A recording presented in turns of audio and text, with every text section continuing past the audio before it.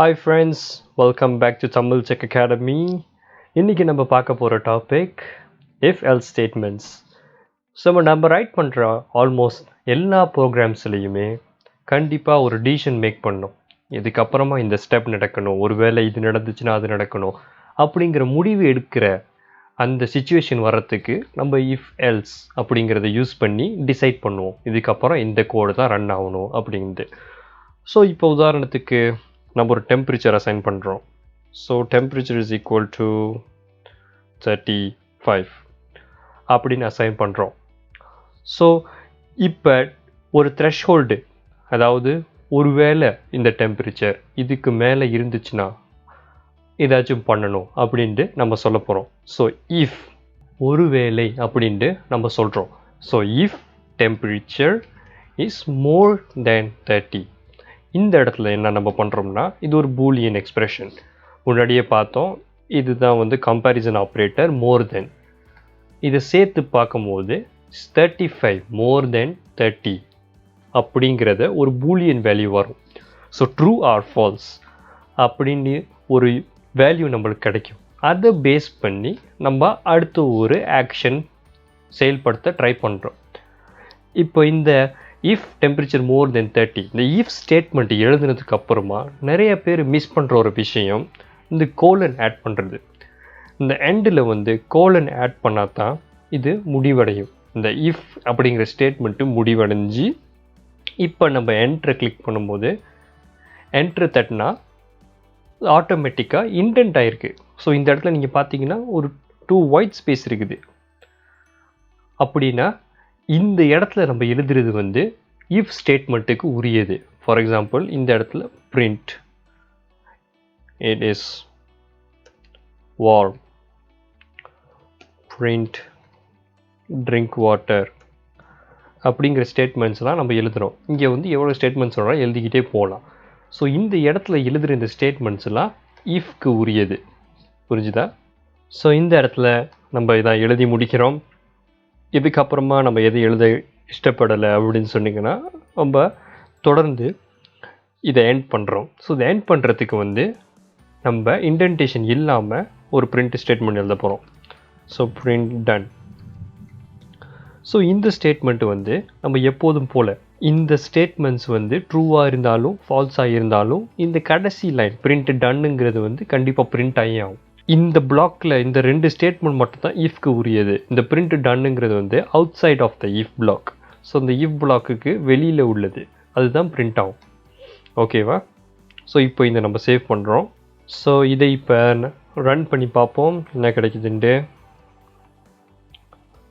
இந்த இடத்துல பார்த்தீங்கன்னா இப்போ அது warm, it's warm drink water அப்படிங்கிறத பிரிண்ட் ஆகிருக்கு. ஏன்னா இஃப் ஒருவேளை டெம்பரேச்சர் இப்போ நம்மளுக்கு கொடுத்துருக்க டெம்பரேச்சர் 35, 30க்கு மேலே அது டெம்பரேச்சர் இருக்கிறனால அதை வந்து இந்த பிளாக்குள்ளே போகுது. ஸோ இந்த பிளாக்குள்ளே போய் இட்ஸ் வார்ம் ட்ரிங்க் வாட்டர் அப்படிங்கிறது பிரிண்ட் ஆகிருக்குது. புரிஞ்சுதா? அதை தவிர்த்து இந்த பிளாக்லேருந்து வெளியாகி டன் அப்படிங்கிற ஸ்டேட்மெண்ட்டும் பிரிண்ட் ஆகிருக்கு. இப்போ நம்ம இந்த இடத்துல 15 அப்படிங்கிறத பாஸ் பண்ணுறோம்.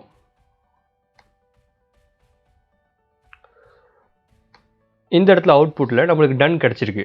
ஸோ டன் ஏன் கிடச்சிச்சின்னா ஏற்கனவே சொன்ன மாதிரி இந்த இஃப் ஸ்டேட்மெண்ட்டுக்கு வெளியில் இருக்குது. ஸோ இஃப்பில் என்ன நடக்குதுங்கிற அந்த கண்டிஷனே அதுக்கு அதை பற்றி அது ஒரி பண்ணவே தேவையில்லை. அது கண்டிப்பாக அது பிரிண்ட் ஆகியே தீரும். ஏன்னா அது இஃப் பிளாக்குக்கு வெளியில் இருக்குது. ஸோ இஃப் ஸ்டேட்மெண்ட்டில் முக்கியமானது இந்த இண்டென்டேஷன் தான். நிறைய பேர் இந்த இண்டென்டேஷனை மறந்துட்டு வேலை பார்க்குறாங்க. ஸோ ஃபார் எக்ஸாம்பிள் வந்து இந்த 2 ஸ்டேட்மெண்ட் பிரிண்ட் பண்ணணும்னு நினச்சி சில பேர் எழுதுகிறாங்க. ஆனால் இங்கே ஒரு ஸ்டேட்மெண்ட்டு தான் பிரிண்ட் ஆகும். ஏன்னா இங்கே இண்டென்டேஷன் இல்லாமல் எந்த ஒரு வேலையும் நடக்காது. ஸோ இஃப் பிளாக்குக்கு கீழே உள்ள அந்த ஸ்டேட்மெண்ட்ஸ் எல்லாமே கரெக்டாக இண்டென்ட் ஆகிருந்தால் தான் நம்ம நினச்சபடி நம்மளுடைய கோட் எக்ஸிக்யூட் ஆகும். இப்போ நம்ம ஒரு வேலை அப்படின்ட்டு ஒரே ஒரு கண்டிஷனை மட்டும் தான் பார்த்துருக்கோம். ஸோ இதே மாதிரி வேற ஒரு கண்டிஷன் இருந்துச்சுன்னா நம்ம எப்படி எழுதுறது? அதுக்கு தான் நம்ம எல்ஸ் இஃப் அப்படின்னு எழுதுவோம். எல்ஸ் இஃப்க்கு பதிலாக வந்து நம்ம ஷார்ட் ஃபார்மாக எல்ஸ் இஃப்ங்கிறத எல்இஃப் இஎல்ஐஎஃப் அப்படின்ட்டு எல்ஸ் இஃப் ஷார்ட் ஃபார்மாக எழுதுவோம். அதில் வந்து நம்ம அடுத்த கண்டிஷனை நம்ம டிஃபைன் பண்ண போகிறோம். ஸோ டெம்பரேச்சர் மோர் தென் 20 இப்போ திருப்பியும் கோலன் போட்டு இண்டென்ட் பண்ணி ஆட்டோமேட்டிக்காக இண்டென்ட் ஆகிடும். அதில் இட் இஸ் விண்டி அப்படின்ட்டு நம்ம சொல்லலாம்.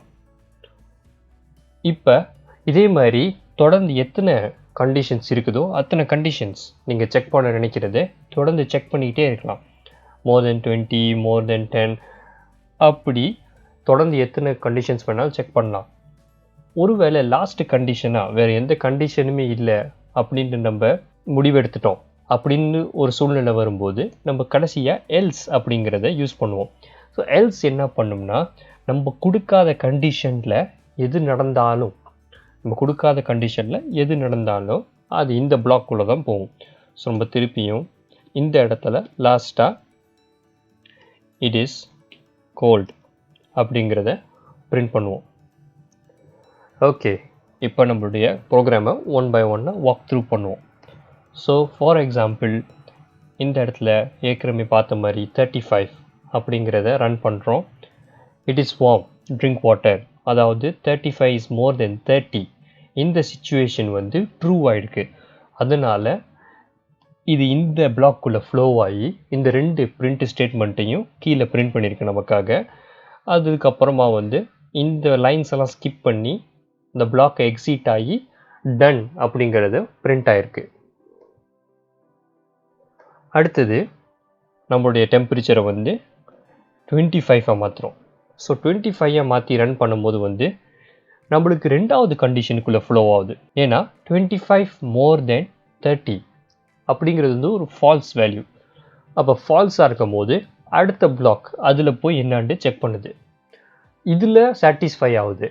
ஏன்னா 25 மோர் தென் 20 ட்ரூவாக இருக்கிறனால இந்த பிளாக்குள்ளே ஃப்ளோ ஆகி இந்த ஸ்டேட்மெண்ட் பிரிண்ட் ஆகிடுது.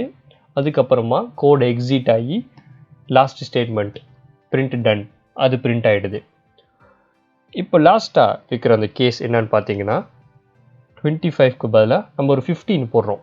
ஸோ 15 இந்த 15 பார்க்கும்போது வந்து இந்த இதுலேயும் வராது, ஏன்னா இங்கே ஃபால்ஸ் வந்துடும், இந்த இடத்துலையும் ஃபால்ஸ் வந்துடும், ஏன்னா 15 20யோட லெஸ்ஸர்.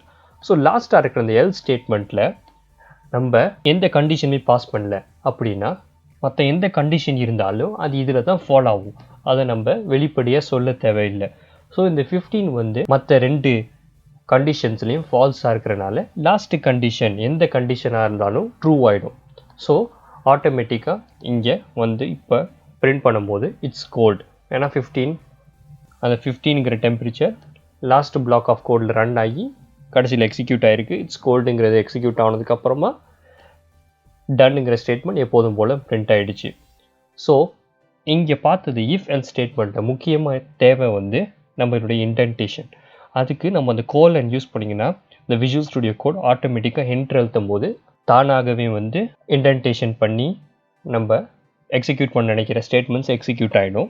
அதே நேரத்தில் வந்து நம்ம எழுதி நினைக்கிற கோட் நம்ம இஃப் எல்ஸ் பிளாக்கை கோடை எழுதி முடிச்சதுக்கப்புறமாக இங்கே இன்டென்டேஷன் இல்லாமல் நம்ம தொடர்ந்து மற்ற கோட்லாம் எழுதணும். அப்படி எழுதும் போது மட்டும்தான் நம்முடைய ப்ரோக்ராம் கண்டினியூஸாக ஃப்ளோ ஆகும். ஸோ இன்டென்டேஷன் தேவையான இடத்துல கரெக்டாக யூஸ் பண்ணணும், அதுதான் ரொம்ப முக்கியம். ஸோ இந்த சாப்டரில் இஃப் எல்ஸ் ஒருவேளை, அப்படி இல்லைன்னா இல்லையானால் இந்த பிளாக் ஆஃப் கோடில் எல்லாமே ரன் ஆகும். இதை வந்து நம்ம தெளிவாக பார்த்துருப்போம். இந்த வீடியோ பிடிச்சிருந்தால் லைக், ஷேர், சப்ஸ்கிரைப் பண்ணுங்கள். தொடர்ந்து உங்களை அடுத்த வீடியோ சந்திக்கிறேன். நன்றி, வணக்கம்.